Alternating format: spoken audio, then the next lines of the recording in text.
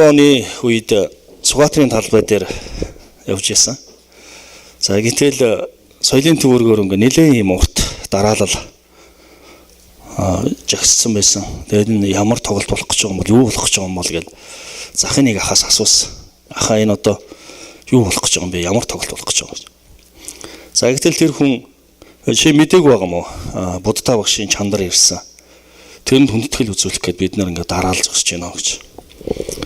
Харин тэр үед би яг тэр Сугатрын талбай дээр үнэхээр чангаар халелуя гэж орилсон байгаа. Яг нь миний итгэж найддаг тэр хийсэн бол тэр хязгаарч чандар болоогүй. Тэр өгсөн боловч 3 оны дотор тэр дахин амилсан. Тэгээ би чандар болох зүйлийг тэгдэг биш. Би дахин амилсан. Өнөөдөр ч надтай хамт байгаа. Би тэр мөнхийн бурханд итгэдэг юм аа. То яг тэр үйл явдлаар дамжуулан би чин үнэн цорын ганц бурханд итгэдэг юм байна гэдэг. Тэр итгэл найдвар дотор босч ирж ирсэн юм аа. Тэгвэл таны итгэж найдаж байгаа тэр эзэн бол үнэхээр одоо ч амьд тэр байсан байгч мөнхийн эзэн юм аа. Тэр танаар дамжуулан өөрийн нэрийг алдаршуулахыг хүсэж байна. Өнөөдөр чуулганы үүрэг гэсэн хэсэг дээр бичээсийн хаадын дэд номын хэсэг дээр анхаарлаа тавья. За би 1-4 уншъя. Иш үзүүлэгчдийн хөвгүүдийн эхнэрүүдээс нэгэн эмэгтэй Элиша руу хашгиран таны зарц болох миний нөхөр нас барсан бөгөөд түүнийг эзнээс эмээдэг байсныг та мэдхүлээ. Зээлдүүлэгч минь миний 2 хүүхдийг өөрийн боолоо болгон авахар ирсэн юм гэжээ. Элиша түүнд чиний төлөө би юу хийх вэ? Гэрт чинь юу байгааг надад хэлээч гэв. Тэр эмэгтэй таны шивгчэнд нэг баар тосноос өөр юу ч байхгүй хэмэв. Тэгэхэд нь Элиша явж бүх хөршүүдээсээ олон сав суулгыг буюу хоосон сав суулгыг зээлж авахтун битгий цөөхөн сав аваарай. Чи дотогш орж өөрийнхөө болон хөвгүүдийнхээ араас хаалган хааж эдгээр бүх савнуудад цутган хийж дүүснийг нь хажуу тийш нь тавих ёстой гэвэ. Ингээд тэр эмэгтэй Элишаг орхон явж өөрийн болон хөвгүүдийнхээ араас хаалган хаав. Тэд түүнд авчирч тэрээр зутган хийж байлаа. Савнууд дүүрэхэд тэрээр хүүдэ хандан надад өөр сав авчирж өгөөч гэсэнд хүн түүнд өөр сав алга гэв. Тосч гарахаа боллоо. Дараа нь тэр эмэгтэй ирж бурхны хүнд хэлсэн юм. Тэрээр явж досоо зараад өрөөн төлж үлдснээр нь чи болон хөвгүүд чинь амьдарч болно гэвэ. За тэгвэл өнөөдөр энэ түүхийн хэсгээс бид чуулганы 5 үүргийг олж харах болно. За тэгээд үнний төлөө би эзэнд гуйлтаа өнөөдрийн үгийн төлөө үнэхээр сүнсний үг амн дээр өгдөхийн төлөө эзнээс тусламж гомоор байна. Ерөөсөө эцэг минь Ярвалдрын дотор зогсох мөнхийн аав минь тэгээд бид таны үгийг энэ газар тунхлахыг хүсэж байна. Та урд урдынхаас улам илүү эрх мэдэлтэйгээр орж ирээч. Өөрийн тааллаар удирдаач. Та бол альфа ба омега та бүхнийг хэлсэн мөгөө дуусгах эзэн. Тэг үнэхээр энэ дэлхийд мөнхийн сүр хүчтэй эзэн байдгиймаа гэдгийг бүх бүтээл тунхлахыг хүсэж байна. Их эзэн минь таны эрх мэдлийн дотор бид амьдрдгиймаа гэдгийг харуулмаар байна. Тэг өнөөдөр өгөгдөх үгэн дээр та хамт байж өгөөрэй. Тэг таны үг хэлэгдэх тэр хүч чадлыг зарцтай өгөөрэй. Таны нэр алдаршуултугай. Есүс Христийн нэрээр. Амен. За би одоо энэ түүхийн хэсгээс та бүхний нэг асуулт асуумаар байна. За ямар тохиолдолд тос дууссан, цогссон бэ? Юу гэж бодож байна? Юунаас болж тос зогссон бэ? Сав байхгүйгээс болсон бай. За тэгээд өөр нэг асуулт асуусан. Тэр бурхны хүн танд юу байна вэ гэдгийг хэлсэн. Хамгийн гол нь тэр байнгын зүйл дээрээс тэр агуу зүйлийг эхлүүлэхийг хүсэж байгаа. За тэгэхээр та өөрийнхөө баруун гар талд, зүүн гар талд байгаа нэгэнд танд юу байна вэ гэж асууя. Танд юу байна вэ? Уг нь Монгол мэдлэгээ маань их сайхан сайн байна уу гэдэг мэдлэгээ байсан чинь цагийн аясаар тэгээд юу байна гэдэг мэдлэгээ болсон шүү дээ. Тэгсэн өөдөөс нь нөгөө хүмүүс нь юу гэж хэрэлдэг лээ. За юу ч байхгүй гэсэн байдалтай тийм. За тэгвэл бид хоосорсон биш ээ. Бидэнд байгаа зүйл их чухал байна. Тэгвэл өнөөдөр эзэн бидэнд маш их зүйлийг өгсөн байна. За тэгвэл энэ зүйлээс эзэн агуу зүйлийг эхлэмээр байна. За Есүсийн 12 дагалдагчийн хамгийн отхон дагалдагч Иохан Патмос арал дээр цөллөгдсөн. За гэтэл Есүсийн үнэхээр 12 дагалдагчийн ихэнх нь Яаков сэлэмдүүлсэн, Петр доошоо харж цовдлуулсан. Ер нь бүгд ямар нэгэн хавчлага, доромжлол, зовлон, бэрхшээлээс үнэхээр амиа алдсан. За Филипп энэгтэх рүү илгээгдсэн, Андрэ Балтийн тэнгис рүү тал тийшээ. Харин хамгийн сүүлчийн маш эвзэгтэй тэр үед Иохан Патмос арал дээр цөллөгдсөн. Гэтэл түүний хувьд Бурханаас асууж байсан. Бурхан одоо ингэ дуусчих юм уу? Одоо ингэ би отхон нь байна. Тэгээ одоо цөллөгдсөн байна. Харин эзэн түүнд маш тодорхойгоор илчилтийг өгсөн. Үгүй ээ. Дандаа яг иймэрэ байхгүй. Миний яруу алдар чиний бодож байснаас, чиний төсөөлж байснаас хэд 100 дахин агуу юм аа. Би гайхамшиг бүтээх болно гэж эзэн Иоханд гайхамшигтай тэр илчилтийг харуулсан байна. Тэгвэл өнөөдөр бид зарим нэгэн амьдрал маань яг бодож санснаар болохгүй олон зүйлсүүд байгаа. Зарим нэлээд дарчиг байгаа. Заримд нь янз бүрийн асуудлууд байгаа. Ямар ч нэг бодож байсан зүйлс ерөөсөө хүрэхгүй зүйлсүүд байнга тохиолдож байгаа. Харин нэг зүйл дээр би баттай хэлэх болно. Бид яг одоо минь байгаа шиг байхгүй. Бидний ирээдүйд хүлээж байгаа зүйл нь хэд 100 дахин агуу юм аа. Бурхан танаар дамжуун тэр агуу зүйлсийг хийх болно. Тэгвэл үнэхээр би энэ газарт ч гэсэн тэр Бурханы алдрыг харж байна. Би үндэстнүүдийг өөрчилсөн тэр яруу алдрыг харж байна. Монголыг өөрчилсөн тэр яруу алдрыг харж байна. Би дандаа юм байхгүй. Би Бурханы тогтоосон цагт би та бүхэнтэй иргэн уулзах тэр мөчид Бурхан та бүгдээр дамжуулан агуу зүйлсийг хийлгсэн байхыг харах болно. Тэгвэл өнөөдөр яг таны дотор байгаа тэр зүйл эзэн агуу зүйлийг эхлүүлмээр байна. Яг танд юу вэ? Харин тэр зүйлээ өнөөдөр та Бурханд өг. Энэ зүйлээр дамжуулан эзэн алдрыг авмаар байна. Иесус өөрийнхөө дагалдагч нараас асуусан. За та нарт юу вэ гэсэн? Яг бол маш олон хүмүүс Иесусийн сургаалыг сонсгоод ирээд гэртээ харж чадахгүй буцахгүй маш олон мянган хүн байсан. Харин тэднийг хооллох хэрэгтэй байсан. Тэднийг ундлах хэрэгтэй байсан. Харин Иесус өөрийн дагалдагчнаас асуусан. Та нарт юу байна вэ энэ хүмүүсийг хооллох? Та нарт юу байна гэсэн. Гэтэл 2 загас 5 талхал байна гэсэн. Харин түүнийг эзэн ерөөсөн. Тэнд бүх хүмүүсийг хооллосон ба. Тэгвэл өнөөдөр танд юу байгаагаар эзэн агуу зүйлийг эхлүүлмээр байна. Тэгвэл бидэнд эзэн хүн бүхэнд тэр гайхамшиг бүтээх үн цэнийг өгсөн байна. За тэгвэл энэ бэлэвсэн эмэгтэй амьдрал нь үнэхээр доройтсон. Тэр өөрийн өр зээлэнд баригдсан. Энэ зээлээс болж өөрийнхөө хүүхдийг өгөхөр болсон. Зээлэнд өгөхөр болсон. Үнэхээр хүнд байдалд байсан.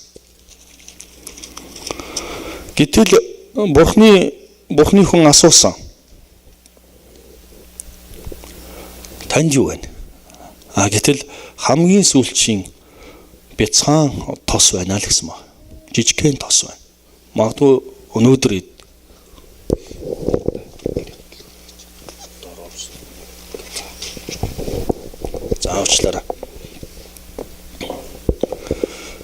Тэгвэл тэр эмэгтэйд надад багахан тос байна гэдгийг хэлсэн ба. Харин тэр зүйл нь юу болсон бэ? Өөрийнх нь амьдралыг төдийгүй, тэдний өр асуудлаас гаргаа зогсохгүй, дээр нь бүх амьдралын турш тэдний өөр хүүхдүүд хүртэл тэгжээгдэх тэр агуу тос байсан юм а. Та итгэлтэй байна уу? Харин Бурхан юуг хардж байгааг бол өөрт нь хэр итгэж найдаж байгааг Бурхан хардаг.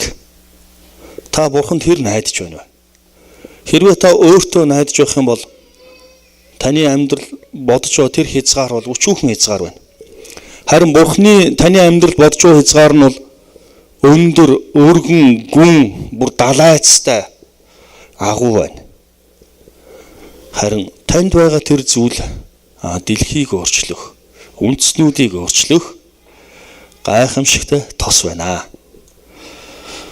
За тэгвэл тос маань байхгүй болсон гол шалтгаан сав байхгүй байсан байна. За тэгвэл тодорхой би 5 өнөөдөр савны тухай ярих болно. Яг нь сав байхгүйгээс болж тос зогссон байна. За нэгдүгээрт нь хайрын сав. Хэрвээ бид бусдад хайраа зориулж чадахгүй болох юм бол бид хөшүүн хүзүүтэй, яруур царайтай болдог. Яг эзэн тэр хайраар дамжуулан өөрийнхөө алдрыг харуулмаар байна. Хэрвээ ихэнх хүмүүс маань ингээл яруур царайтай болж байгаа юм тэр хайр байхгүй болж гэнэ гэсэн үг шүү. Харин эзэн тэр хайраар дамжуулж тэр тосыг дүүргэсээр байд юм а. Тэгвэл та эзний хайрыг бусдад хэр харуулж байна вэ? За нэлээд олон жилийн өмнө Монголд манай чуулган богны аманд засны баяр хийх гээд яг нэм гарагт бид нар гулгах гээд богны амд атсан. За гэтэл нэлээд олон хүн хамт суудаг тэр чарган дээр уулын уруу явж нэг эмэгтэйг тэр чаргаар ингээд дайрцсан баг, мөрөгцсөн. За гэтэл энэс болж тэр эмэгтэй гимтсэн. Гэтэл түүн дээр нөх олон хүн тосолж очихгүй байсан. Зүгээр хамт явсныг эмэгтэй л дүшээл тэр өөрөө явж чадахгүй. Гэтэл түүнийг нэлээд холоос хараад явж чод. За яасан бэ гэж чинь хөл нь угарсан байсан. Тэгээд өөр орчимд нь тэр богны аманд уртлын тэр манаачийн герт москвич машин байсан. Түүний жолооч болсон гуйсан. Гимтэл оруулаад өгөөч. Тэгээд танд зардлынх мөнгөний өгье. Тэгээд тэр эмэгтэй гимтлийн имлэг дээр очиод тэгээд шохоотсон, хөлийн шохоотсон байгаа. Тэгээд гимтлийн имлэгээс нь за одоо хаана очих юм гэсэн соёлын коллежийн дотор байранд тэр өөр оюутан байсан. Тэнд амьдардаг өстэй өрөөнд нь оруулж гисэн чинь өрөөнд нь идэж уух юм юу ч байхгүйсэн. За одоо энэ сайн хоол идэх тэнгэр хэрэгтэй болохоор хоол хийж үгээд. Тэгээ гэртээ хараад нэлээд сайхан махаар лавшаа. Тэгээ сайхан сүйтэй цаа хийгээд тэгээд эргээд тэр дотор байранд нь оюутны дотор байранд нь очсон. Тэгээ түүнийг за одоо би чинь тэнгэрхэнд бол сайн хоол ид. Тэгээ дугтуунд за эмчилгээнд хэрэглээрээ гэ нэг бахан мөнгийг түнд өгсөн. Гэтэл тэр эмэгтэй та надад яагаад ингэ туслаад байгаа юм бэ?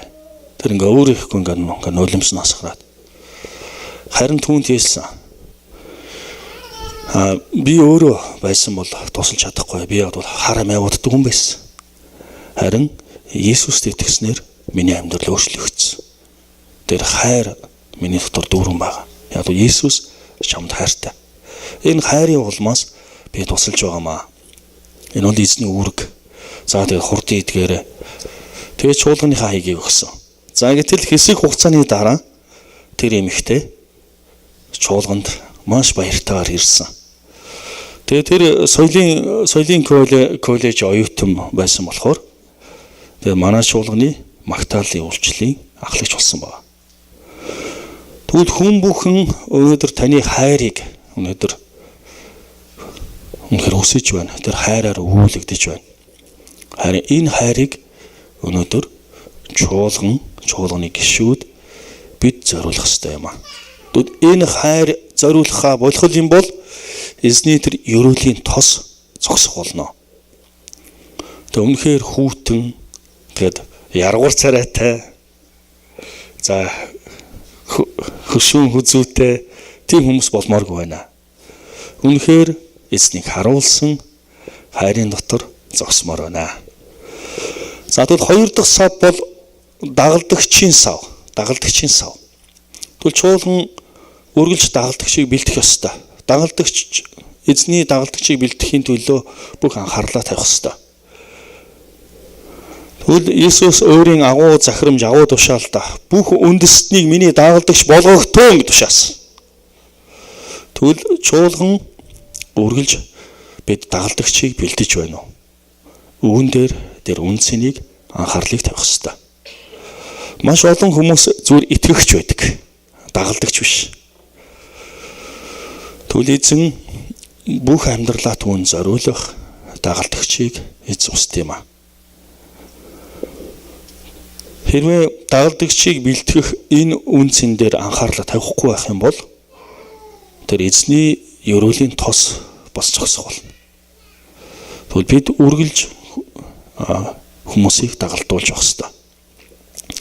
Би та бүхнээс одоо нэг зүйлийг асууя. Яг таны ард хэдэн дагалдагч байна вэ? За 5 дагалдагч байгаа юм байна уу? За би яг өөрийнхөө ард талд би 5 хүнд би нэг харилцаагаар эсвэл би байнга очийн бүлгээрээ би дагалдагчийг бэлдэж байгаа гэсэн. За ерөө очийн бүлгээр байхгүй маа гэхэд за би ямарч нэг хүн анхаарал тавиад түүний төлөө би залбирч байгаа. Түүнд би хамтдаа уулзахаар Библийн үгийг зааж байгаа. Би түүнд санаа тавьж байгаа. Яг бол тэр Христийн дагалдагч болох ёстой гэж анхаарал тавьж байгаа хүмүүс байна уу?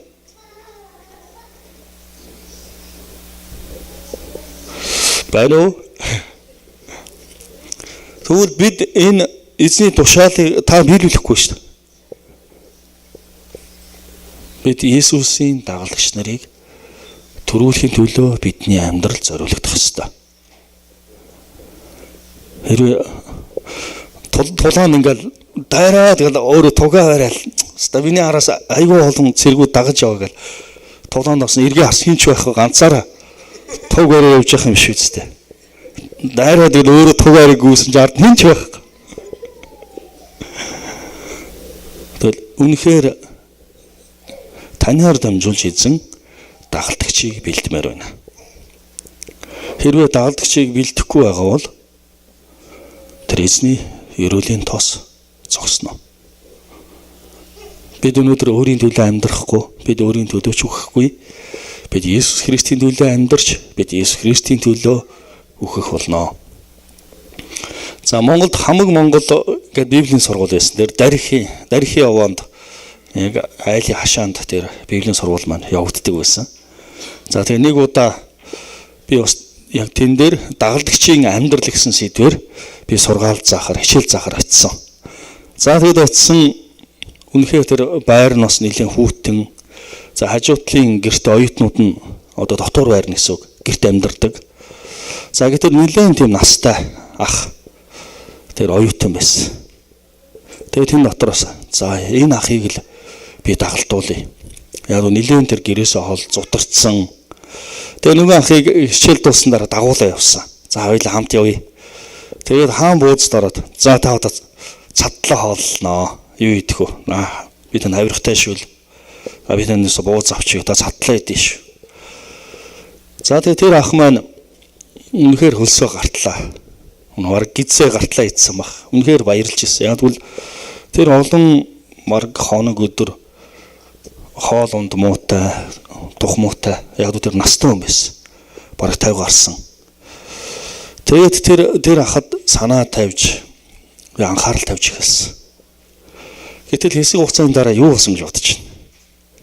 Тэгээд тэр ах маань үнэхээр бэлтгэдэг өмнө говь аймаг руугаа явсан баг. Тэгвэл тэнд эзний сэргэлтийг авчирсан. Одоо тэр ах маань мөнхийн улсад байгаа л да нацагд орж пастор болсон дараа. Дараа нь түүний 2 хүү хоёулаа пастор болсон баг. Түүний амьдралаар дамжуулан бүхэл бүтнийг аймаг эзний хаанчлалд ирж исэн баг. Библиэлд Филипп үнэхээр Самарид байх үед эзэн түүний Газа руу яв гэж тушаасан.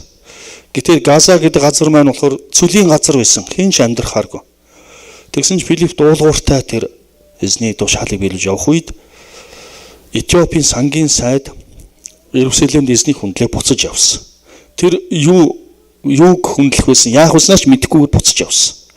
Харин Филипп түүн дээр морин дэргийг гүйцэж очоод тэр сангийн сайд Этиопийн сайдад Иесус Христийн гайхамшигт үннийг тунхагласан. Тэр Библийн бичээсүүдийг тайлбарлаж өгсөн.